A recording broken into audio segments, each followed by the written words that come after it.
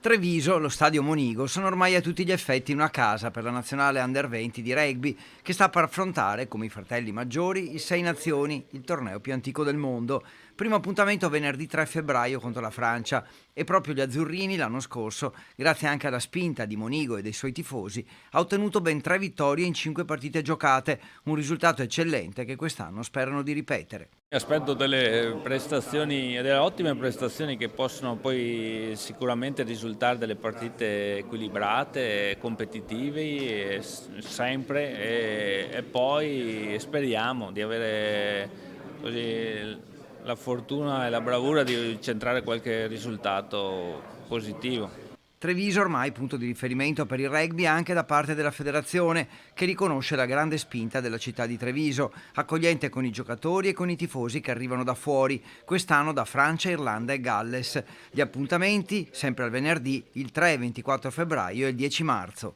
Il pubblico di Treviso, l'atmosfera dello stadio di Treviso è stata una spinta importante per raggiungere i risultati che sono stati raggiunti e di conseguenza è venuto naturale riconfermare questa sede. Cosa rappresenta per l'Italia?